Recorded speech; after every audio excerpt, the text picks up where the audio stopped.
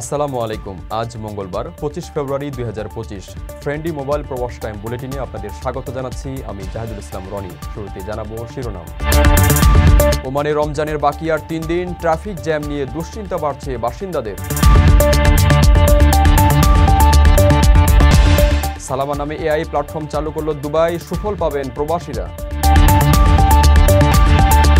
প্রবাসীর বাড়িতে বোরখা পরে ডাকাতি, প্রায় 2 কোটি টাকার মালামাল লুট। মালদ্বীপের হাই কমিশনারের সঙ্গে প্রধান উপদেষ্টার বৈঠক, বাংলাদেশিদের বৈধতা দেওয়ার অনুরোধ। মধ্যপ্রাচ্য থেকে চোরাচালান করে হয়েছেন বিত্তশালী, চট্টগ্রামে মিলল প্রবাসীর স্বর্ণ বাড়ির সন্ধান। দর্শক দেখছিলেন শিরোনাম, এবারে পুরো খবর। ওমানের সেরা রেট দিচ্ছে বাংলাদেশি প্রতিষ্ঠান গালফ এক্সচেঞ্জ। প্রিয়জনকে টাকা পাঠাতে আজই আসুন আমাদের যে কোনো ব্রাঞ্চে অথবা কল করুন স্ক্রিনে দেয়া নাম্বারে। গালফ এক্সচেঞ্জ, বাংলাদেশিদের প্রিয় এক্সচেঞ্জ। রমজান শুরু হতে আর বাকি 3 দিন। জ্যোতির্বিদদের জোরালো বক্তব্য, আগামী শুক্রবার সন্ধ্যা থেকে ওমানে শুরু হবে পবিত্র রমজান মাস। তবে রমজান আসতেই ওমানের রাস্তাঘাট, বাজার এবং গুরুত্বপূর্ণ স্থানগুলোয় যানজট নিয়ে উদ্বেগ নতুন করে বৃদ্ধি পাচ্ছে। বিশেষ করে ইফতারি পূর্বের সময়ে এ নিয়ে চরম ভোগান্তি পোহাতে হয় বাসিন্দাদের। রমজান মাসে যানজট ওমানে একটি নিয়মিত সমস্যা। অফিস ফিরতি মানুষের ঢল, ঈদ উপলক্ষে শপিং সেন্টার ঘিরে মানুষের চলাচল বৃদ্ধি এবং ইফতারের কেনাকাটার কারণে জ্যামের দুরবস্থা প্রকট হয়। তাপমাত্রা বৃদ্ধির সাথে সাথে এই সংকট আরও কঠিন হয়ে ওঠে। যদিও গত বছরের মতো এবারও কর্মীদের জন্য সুবিধাজনক কর্মঘণ্টা এবং রিমোট কাজের নির্দেশনা দিয়েছে শ্রম মন্ত্রণালয়। এতে রাস্তাঘাটে কিছুটা চাপ কম পড়বে বলে ধারণা সংশ্লিষ্টদের। আগের বছরের অভিজ্ঞতা থেকে উম্মে মোহাম্মদ নামে একজন গৃহিণী বলেন, বাজারে ইফতারি সামগ্রী কেনার সময় লোকজনের তাড়াহুড়া থাকে, পার্কিংয়ের জায়গায় গ্যাদারিং হয়, আবার লাইনে দাঁড়িয়ে কেনাকাটাও করাও মুশকিল।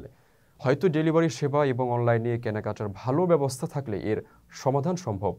সে সাথে ব্যক্তিগত গাড়ি ব্যবহার কমানো, অপ্রয়োজনে বের না হওয়ার পাশাপাশি অনলাইনে শপিংয়ের উৎসাহিত হলে এই সংকট কাটবে বলে মনে করেন বেশিরভাগ মানুষ। ওমানের মাস্কাটে একটি সুপরিচিত সুপার শপের জন্য প্রমোটার, মার্চেন্টাইজার, লোড আনলোড, পরিচ্ছন্নতা কর্মী, আবাসিক হোটেল বয়, কার ওয়াশ সহ বিভিন্ন পদে 50 জন লোক নিয়োগ দেয়া হবে। আগ্রহীরা যোগাযোগ করুন স্ক্রিনে দেওয়া নাম্বারে। সালামা নামের নতুন এক কৃত্রিম বুদ্ধিমত্তা ভিত্তিক প্ল্যাটফর্ম চালু করেছে দুবাই। এই প্ল্যাটফর্মের মাধ্যমে আবাসন অনুমতি নবায়ন ও বাতিল, পাশাপাশি ভিসা সংক্রান্ত যে কোনো প্রশ্নের দ্রুত জবাব দেওয়া যাবে। সেবা কেন্দ্রে না যেয়ে বা একাধিক সিস্টেমের জটিলতার মধ্য দিয়ে না যেয়ে ঘরে বসেই ভিসা নবায়ন, বাতিল ও ফিস দেওয়া যাবে। বলা হচ্ছে ভবিষ্যতে এই সেবা প্রতিষ্ঠানের জন্যও চালু করা হবে। আল আরাবিয়া বলছে, অভিবাসনকে সহজ করতে এই সালামা প্ল্যাটফর্ম তৈরি করা হয়েছে, যার মাধ্যমে ব্যবহারকারীরা খুব সহজে অভিবাসন সংশ্লিষ্ট সেবা নিতে পারবেন। এই ডিজিটাল প্ল্যাটফর্মের মাধ্যমে প্রথাগত কাগজের ফর্মকে পাশ কাটিয়ে অনলাইনকেই আর্থিক লেনদেন সহ সব ধরনের সেবা পাওয়া যাবে। সংশ্লিষ্টদের দাবি 10 থেকে 20 সেকেন্ডেই সম্পন্ন হবে প্রতিটি লেনদেন। জিডিআরএফএ দুবাইয়ের সহকারী পরিচালক কর্নেল খালিদ বিন মাদিয়া আল ফালাসি বলেন, এই প্ল্যাটফর্মটি সূক্ষ্ম অ্যালগোরিদম ব্যবহার করে এবং প্রত্যেকের ব্যক্তিগত প্রয়োজন মেটাতে বিশেষ দ্রুত ও নিখুঁত সেবা দেয়। তিনি জানান, সালামা এআই প্ল্যাটফর্ম চালুর মাধ্যমে সরকারি সেবায় এক যুগান্তকারী পরিবর্তন এসেছে। 40টির বেশি ভাষায় এই সেবা পাওয়া যাচ্ছে এবং প্রতিটি কাজে সর্বোচ্চ 10 থেকে 20 সেকেন্ড সময় লাগবে। আপনার স্বপ্নগুলো আকাশ ছুবে প্রবাসীর হেলিকপ্টারের মাধ্যমে। বিয়ে, জন্মদিন অথবা যে কোনো বিশেষ প্রয়োজনে হেলিকপ্টার ভাড়া করতে যোগাযোগ করুন স্ক্রিনে দেয়া নাম্বারে। প্রবাসীর হেলিকপ্টার, নিরাপদ ও সাশ্রয়ী বাহনের বিশ্বস্ত নাম। বগুড়ায় এক ইতালি প্রবাসীর বাড়িতে দুঃসাহসিক ডাকাতি হয়েছে। বোরখা পরিহিত ডাকাতরা ঘরের ওয়্যারড্রপ ও ড্রেসিং টেবিলের তালা ভেঙে 2 কোটি টাকার বেশি বিভিন্ন দেশের মুদ্রা, 7 ভরি স্বর্ণের গহনা এবং হাইকোর্টে বিচারাধীন মামলার নথিপত্র নিয়ে গেছে। সোমবার সন্ধ্যায় শহরের লতিফপুর কলোনি এলাকায় প্রবাসীর ভাড়া বাড়িতে এ ঘটনা ঘটে। ইতালি প্রবাসী হেলাল উদ্দিনের স্ত্রী জানান, ঘটনার সময় তিনি মামলার কাজে হাইকোর্ট গিয়েছিলেন। মেয়ে তামান্না আক্তার একাই বাসায় ছিলেন। এ সময় 3 থেকে 4 জন বোরখা পরিহিত দুর্বৃত্ত দরজা খুলে বাড়ির ভেতরে প্রবেশ করে। দুর্বৃত্তরা চাকু ধরে তামান্নাকে জিম্মি করার চেষ্টা করলে সে দৌড়ে একটি রুমে ঢুকে দরজা লক করে দেয়। এসবে কণ্ঠস্বর শুনে ডাকাতদের মধ্যে একজনকে শনাক্ত করতে পেরেছে তামান্না। ওই নারী বলেন, দুর্বৃত্তরা তার হারিয়ে ফেলা সন্তান ফিরে পাওয়ার মামলা থেকে বাঁচতে নথিপত্র নিতে নারীর ছদ্মবেশে বোরখা পরে এসেছিল। এ ঘটনা ভিন্ন খাতে প্রবাহিত করতে তারা ড্রেসিং টেবিল ও ওয়ারড্রবের তালা ভেঙে মামলার সকল নথিপত্রের পাশাপাশি নগদ 16 লাখ টাকা, আমেরিকান ডলার, ইতালির ইউরো ও লিবিয়ার মুদ্রা সব মিলিয়ে 2 কোটি টাকা এবং 7 ভরি স্বর্ণের গহনা নিয়ে যায়। রবিবার তারিখ ছিল, শুক্রবারে বড় মেয়ে কিডন্যাপ করেছিল, আমি ঢাকার জন্য না যেতে পারি। আকর্ষণীয় রেট ও দারুণ সব ডাটা বান্ডেল পেতে আজই ব্যবহার করুন ফ্রেন্ডলি সিম।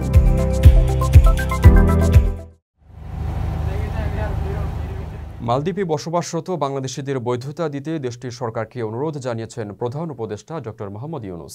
একই সঙ্গে বাংলাদেশ থেকে আরও কর্মী নিয়োগের আহ্বান জানিয়েছেন তিনি। প্রধান উপদেষ্টা কার্যালয় থেকে প্রকাশিত এক বিবৃতিতে বিষয়টি জানানো হয়। মঙ্গলবার ঢাকায় রাষ্ট্রীয় অতিথি ভবন যমুনায় মালদ্বীপের হাইকমিশনার শিউনিন রশিদের সঙ্গে বৈঠক করেন ডক্টর ইউনূস।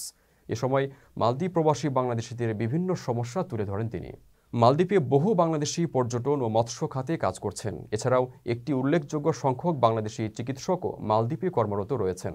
মালদ্বীপের হাইকমিশনার শিউনিন রশিদকে শুভেচ্ছা জানিয়ে অধ্যাপক ইউনূস আশা প্রকাশ করেন যে তার দায়িত্ব পালনকালে বাংলাদেশ ও মালদ্বীপের সম্পর্ক আরও শক্তিশালী হবে। জবাবে হাইকমিশনার জানান, সাম্প্রতিক মাসগুলোতে বাংলাদেশ ও মালদ্বীপের বাণিজ্য সম্পর্কের উল্লেখযোগ্য উন্নতি হয়েছে। শিউনিন রশিদ আরও জানান, কয়েকটি বাংলাদেশি কোম্পানি ইতোমধ্যে মালদ্বীপে ব্যবসা প্রতিষ্ঠা করেছে।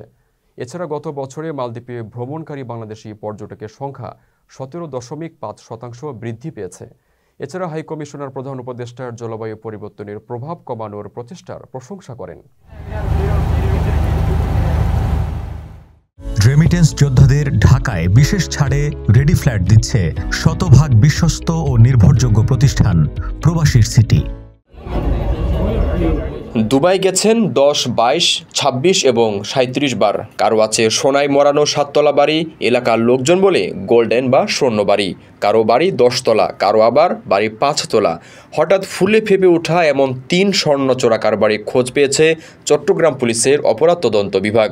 সঙ্গে তাদের সহযোগীদের তথ্য পাওয়া গেছে।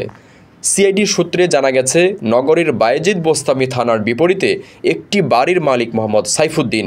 মোহাম্মদনগর হাউজিংয়ে এটি ছাড়া 5 কাঠা জমির উপর হালকা সোনালী রঙের আরেকটি বাড়ি রয়েছে তার।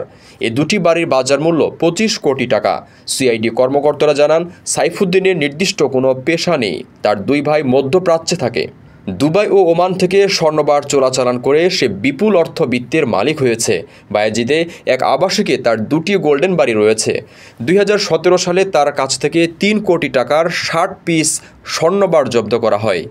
নগরের মধ্যম রামপুরা বউবাজারে 8 গন্ডা জমির উপর 10 তলা বাড়ি তৈরি করেছেন 2 ভাই জাহাঙ্গীর ও সায়েমগীর। এ বাড়ির বর্তমান বাজার মূল্য 15 কোটি টাকা। এটি ছাড়াও রামপুরা আবাসিকে জাহাঙ্গীর ভবন নামে তাদের 5 তলার একটি ভবন রয়েছে। সেটির বাজার মূল্য অন্তত 4 কোটি টাকা। সিআইডির তদন্তে উঠে আসে, জাহাঙ্গীর ও সায়েমগীর বছরের বেশিরভাগ সময় দুবাই থাকায় এটি পরিচালনা করতেন আরেক ভাই মোবারক আজম। একই সঙ্গে বিদেশি মুদ্রা পাচার ও চোরাচালান করা হতো। 2 ভাইয়ের সিন্ডিকেটে আছেন পেশাদার স্বর্ণ চোরাচালানকারী মিজানুর রহমান, সোহেল ও হাশেম। জাহাঙ্গীর 3 বছরে দুবাই বাংলাদেশে আসা যাওয়া করেছেন 26 বার। এ হিসেবে 3 বছরে 10 লাখ টাকার উড়োজাহাজ ভাড়া দিয়েছেন তিনি। সায়েমগীর 3 বছরে আসা যাওয়া করেছেন 10 বার, বিমান ভাড়া ব্যয় করেছেন 4 লাখ টাকা।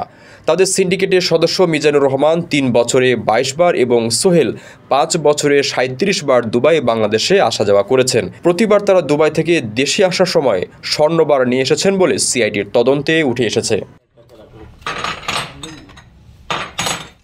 দর্শক দেখছিলেন ফ্রেন্ডলি মোবাইল প্রবাস টাইম বুলেটিন। শেষ করার আগে শিরোনামগুলো জানিয়ে দিচ্ছি আরও একবার। ওমানে রমজানের বাকি আর 3 দিন, ট্রাফিক জ্যাম নিয়ে দুশ্চিন্তা বাড়ছে বাসিন্দাদের। সালামা নামে এআই প্ল্যাটফর্ম চালু করল দুবাই, সুফল পাবেন প্রবাসীরা। প্রবাসীর বাড়িতে বোরখা পরে ডাকাতি, প্রায় 2 কোটি টাকার মালামাল লুট। মালদ্বীপের হাই কমিশনারের সঙ্গে প্রধান উপদেষ্টার বৈঠক, বাংলাদেশিদের বৈধতা দেওয়ার অনুরোধ। মধ্যপ্রাচ্য থেকে চোরাচালান করে হয়েছেন বিত্তশালী, চট্টগ্রামে মিলল প্রবাসীর স্বর্ণ বাড়ির সন্ধান। এই ছিল ফ্রেন্ডলি মোবাইল প্রবাস টাইম বুলেটিন আজকের আয়োজনে। প্রবাসের সর্বশেষ সংবাদ পেতে ভিজিট করুন www.probastime.net। সাবস্ক্রাইব করুন আমাদের ইউটিউব চ্যানেল এবং চোখ রাখুন ফেসবুক পেজে। পরবর্তী বুলেটিন দেখার আমন্ত্রণ জানিয়ে আজকের মতো বিদায় নিচ্ছি আমি জাহিদুল ইসলাম রনি। সেই পর্যন্ত সবাই ভালো থাকবেন এবং নিরাপদে থাকবেন।